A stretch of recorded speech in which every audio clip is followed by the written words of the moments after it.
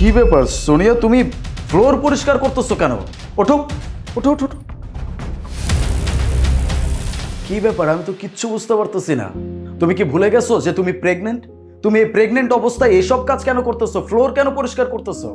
না না ভাইয়া, আসলে ফ্লোরটা না ময়লা হয়ে আছে, তাই ভাবলাম আমি পরিষ্কার করে দেই। আমি না বুঝতে পারতেছি না, এই বাড়িতে এই সমস্ত কাজ করার জন্য বাড়ির কাজের লোক আছে, আর তাছাড়াও মা কোথায়, শুভ কোথায়? মা, শুভ!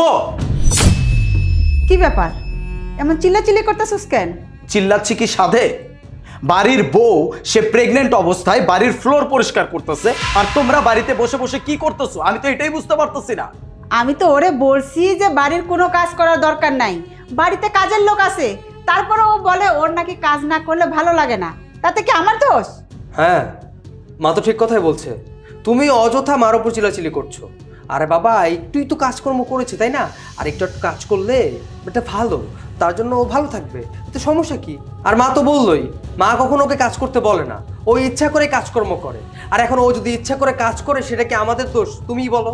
আচ্ছা, আমি সব কিছু বুঝলাম যে ও নিজে থেকে বাড়ির সমস্ত কাজ করতে চায়, কিন্তু বাড়িতে এই সমস্ত কাজ করার জন্য বাড়ির কাজের লোক আছে, সে কোথায়?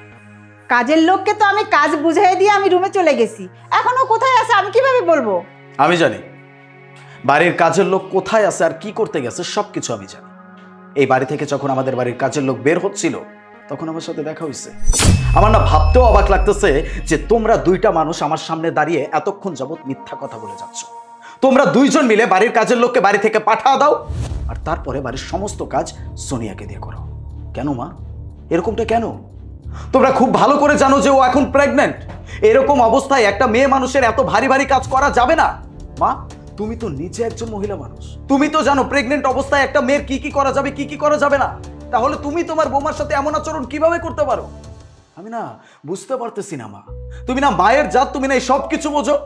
আরে যে তুই, তোকে আর কি বলবো, টাকা পয়সা তো ইনকাম করতে পারিস না, কোনো কাজকর্ম করতে পারিস না, তারপরেও আমি কিচ্ছু বলি না।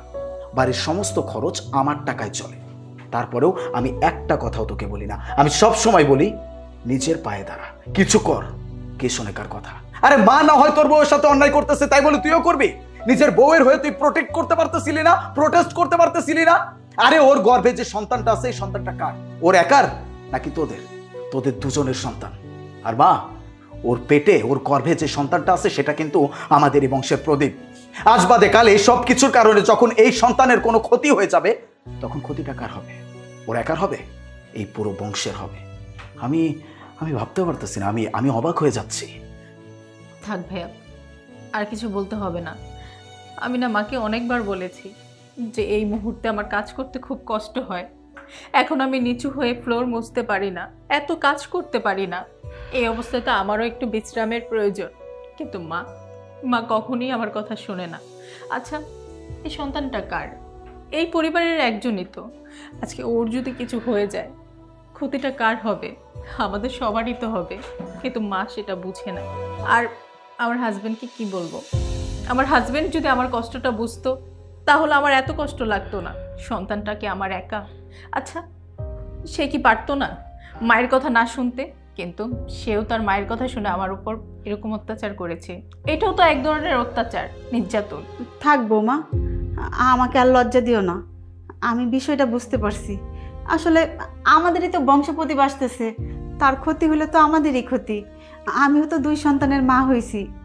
প্রেগনেন্ট অবস্থায় যে কতটুকু কষ্ট হয় এটা আমি বুঝেও তোমার সাথে আমি দরজাল শাশুড়ির মতো অন্যায় করেছি।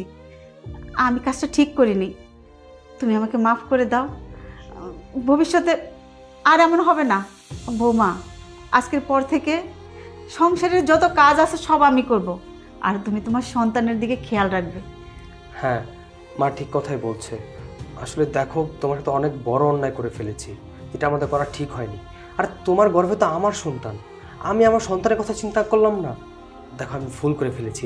আজকে থেকে তোমার কোনো কাজ করতে হবে না, তোমার সব কাজ করলে আমি তোমাকে হেল্প করব। তুমি সবসময় আমার সন্তানের খেয়াল রাখবে, এতেই চলবে।